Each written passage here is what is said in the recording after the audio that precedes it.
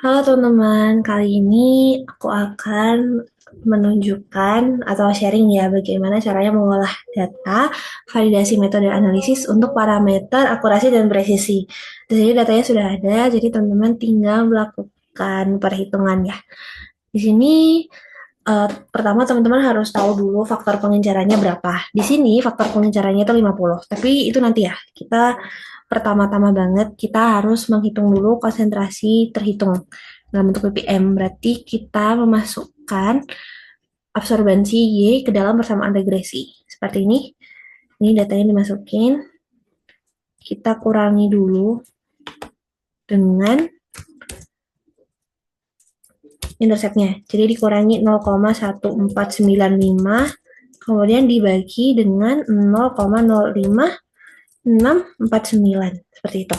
Nah, nanti akan ketemu seperti ini.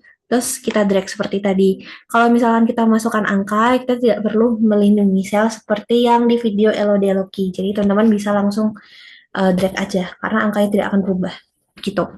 Kemudian di sini teman-teman untuk terukurnya, teman-teman kalikan dengan faktor pengenceran. Karena faktor pengencerannya di kelompok kemarin 50, maka teman-teman bisa langsung mengalikan dengan 50. Jadi di sini dikalikan, kali itu simbolnya bintang, dikalikan dengan 50.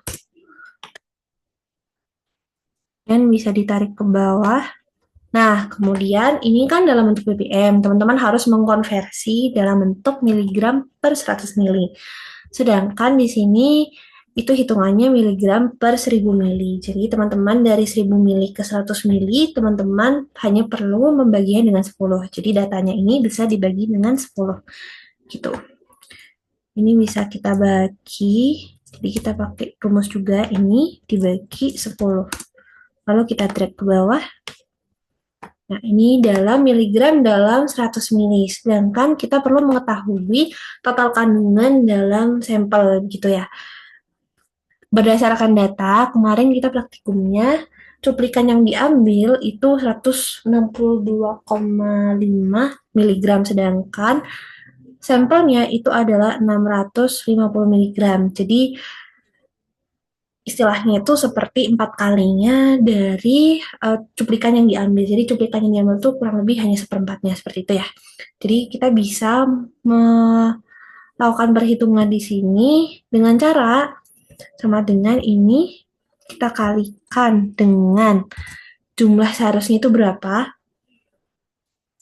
Jumlah seharusnya itu berarti kira-kira tadi itu berapa ya? Tadi itu kan sekitar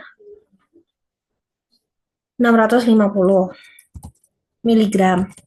Kemudian kita bagi dengan, kita bagi dengan nilai teoritisnya. Jadi teoritisnya tadi itu harusnya berapa? Jadi kan 162,5 seperti ini. Nah, nanti akan keluar angka seperti ini, kita drag ke bawah karena tidak berubah. Nah, seperti ini. Kemudian untuk persen recovery, di sini teman-teman bisa langsung aja ini sama dengan ini dibagi dengan nilai teoritis. Nilai teoritisnya tuh teman-teman dapatkan dari penimbangannya teman-teman ya. Kalau di kelompokku kemarin 400 miligram. Jadi ini bisa dibagi 400 miligram. Terus jangan lupa untuk dikalikan dengan 100%. Ini belum dikali 100%, makanya angkanya kecil banget. Jadi gini, terus dikali 100. Nih, terus teman-teman bisa drag ke bawah juga. Oke, nanti dapat angka seperti ini. Begitu. Itu untuk menghitung akurasi. Untuk presisi, tadi kita pakai data yang akurasi ya. Jadi sudah sampai di sini. Terus kita pertama yang harus dilakukan adalah merata-rata data kita. Jadi di sini sudah ada kolomnya, teman-teman tinggal melakukan rata-rata. Rata-rata itu rumusnya pakai average. Jadi sama dengan average. Habis itu teman-teman kasih kurung buka, teman-teman klik yang awal, terus teman-teman tarik sampai bawah, terus teman-teman kurung tutup di enter. Nah, kayak gini. Ini adalah rata-ratanya. Terus kemudian teman-teman mengurangi data yang di sini dengan rata-rata yang di sini. Jadi caranya sama seperti tadi ya, sama dengan ini dikurangi. Nah, karena kita akan pakai data atau kolom yang sama, maksudnya sel yang sama, kotak ini selama 3 kali, jadi kita harus mempertahankan supaya Excel ini tidak menghitung data yang geser-geser gitu. Jadi supaya tidak geser-geser, kita kasih dolar.